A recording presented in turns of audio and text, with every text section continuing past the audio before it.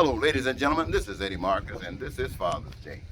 Every Father's Day, I like to give God honor because God, the invisible Father, is my Father. The only Father I know, the only Father that taught me love.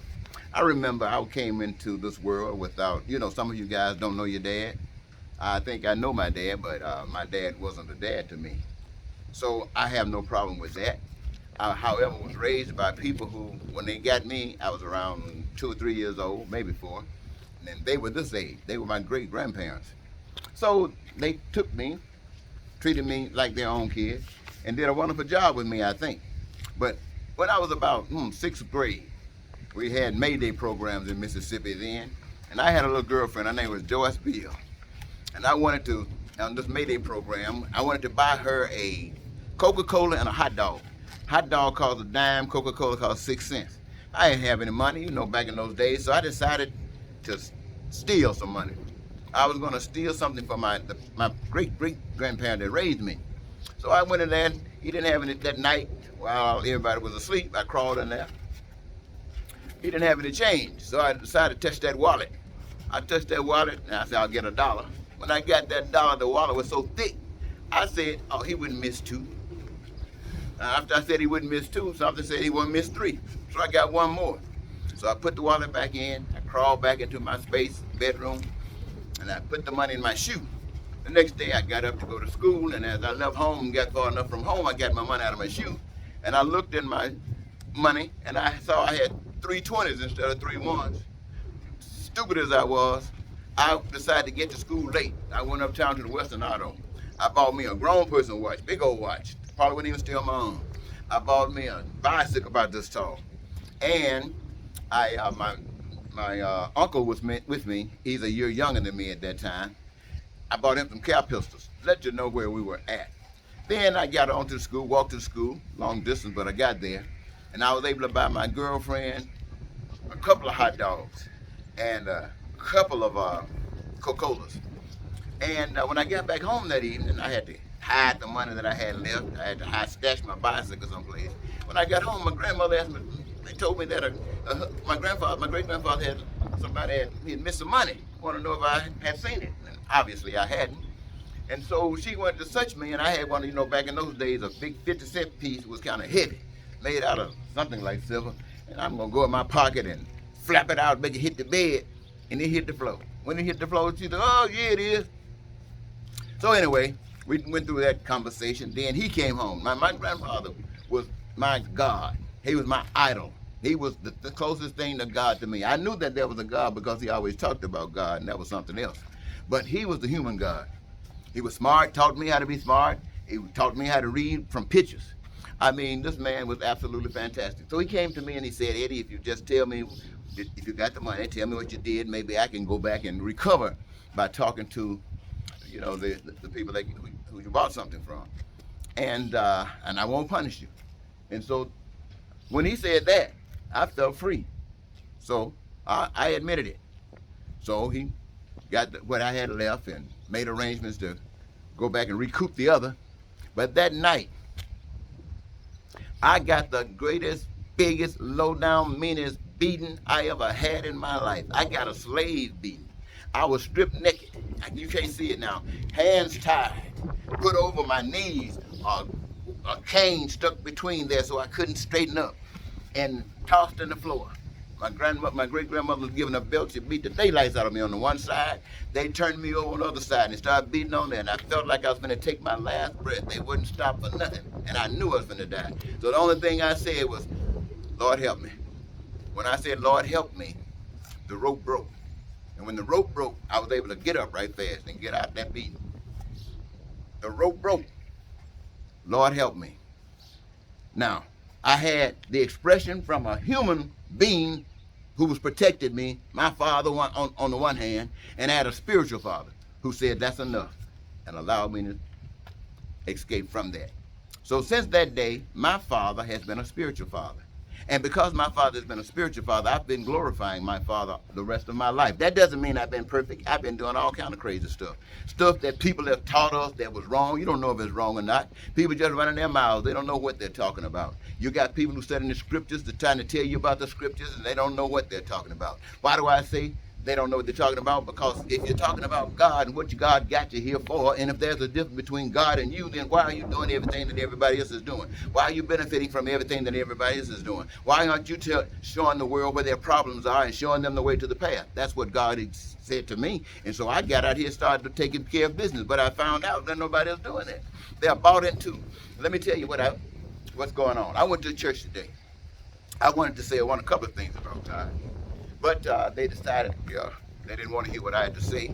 And so they had some people up there that was going to speak that I've been hearing speaking. And there's no way I could sit there and let these people talk about God and then they don't know what they're talking about. Sure, they know the scriptures. Sure, they know how to relate to what stuff going on around here. But what is God saying? The only thing that they can interpret God is saying is to deal with the system. They got God taking all the Christian people, living in the world that we call evil, living in the world that's controlled by, we say, Satan, participating just as everybody else. And all God wants is his dime, his 10%.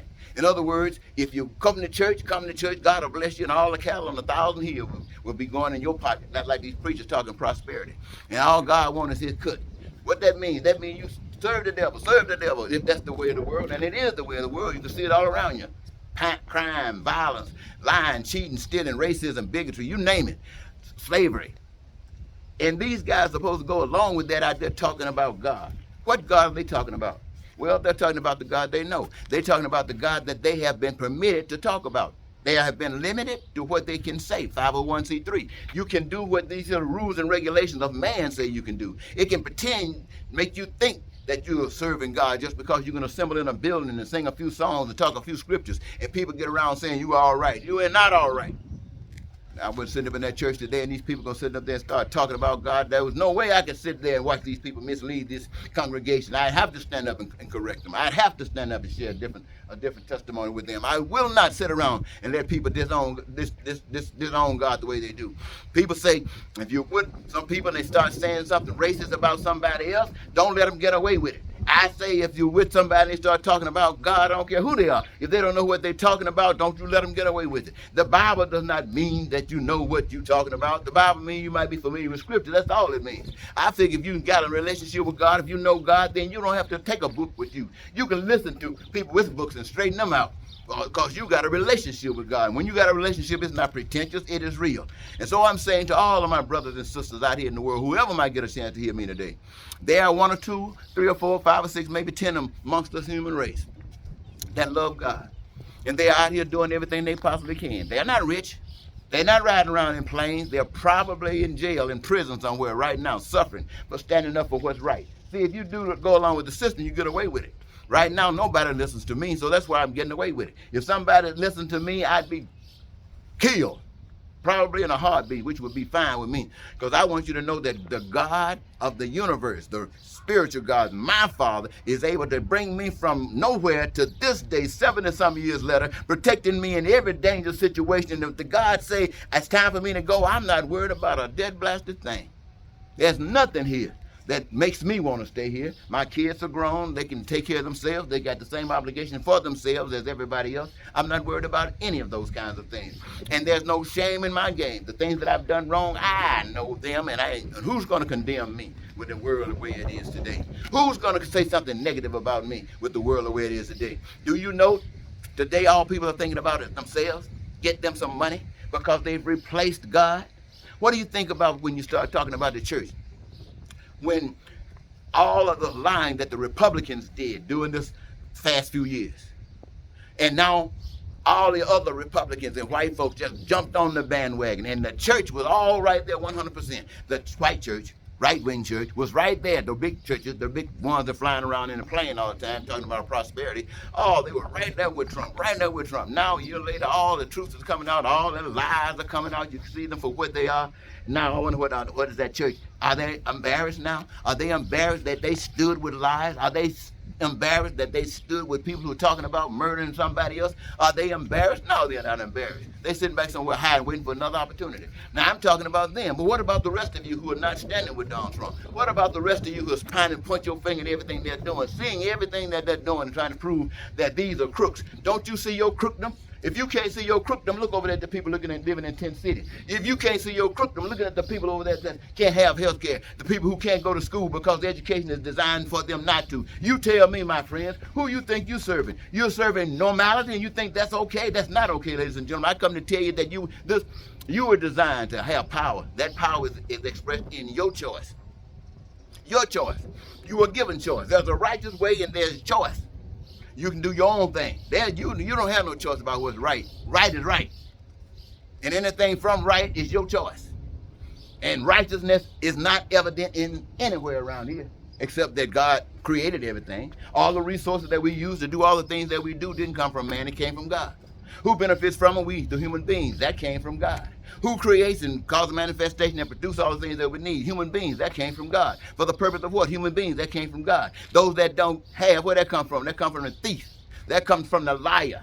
That comes from one supposed to be your neighbor. I'm telling you, ladies and gentlemen, we are living in pure hell, and there's no half stepping to it. If you're going to try to straighten this and stuff up, it's not about who's going to be in the office in 22. It's not who's going to be in office in 24. It's about getting this thing right. It doesn't matter who is in office. Let righteousness be in office in 22. Let righteousness be in office in 24. And you make sure it gets there. Don't be trying to put that in the hands and responsibilities of anyone else other than yourself. And if you do that, that'll include every last one of you. Talking about 22, getting all the guys that are proving that they were liars, proving that they have no compunction about doing anything they want to do and don't care what you think about it, and yet they're asking you to put them in office and you're considering doing just that. What do you think you're going to get from that? You impose that on the people who don't want that, and what you expect them to do? Turmoil, chaos, nobody's thinking about fixing anything. I say to you, ladies and gentlemen, everything that's messed up, everything that's corrupted should be fixed. And it is those who can see what's going on to stand up for what's going on. Don't care if the others don't see it. That's why you're doing it. Because if they could see it, maybe they would be with you. But because they can't, they need you to stand up. They need you to be the sign so they can know that there is something different. So I say to you, ladies and gentlemen, I will stop now because the sun is getting a little bit hot. I can keep on going, but I'm going to hold it down. I get a little bit more probably before this day is out. But in the meantime, ladies and gentlemen, I want you to know that on this Father's Day, the 19th of June, 2022, my father is a spiritual father. He brought me from the beginning to right here. Showed me the way, showed me that humankind was worth saving, but also told me that you're on the path to hell. Let me say that again. Humankind are on the path to hell.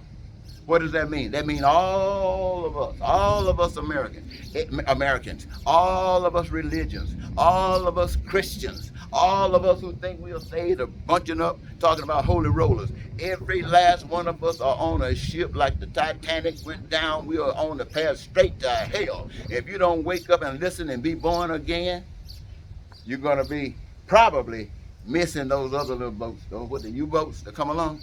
Wake up, ladies and gentlemen. Because the life you save just might be your own, but it will be guaranteed by the life of the others that you save. Until next time, this is Eddie Marcus. Goodbye for now.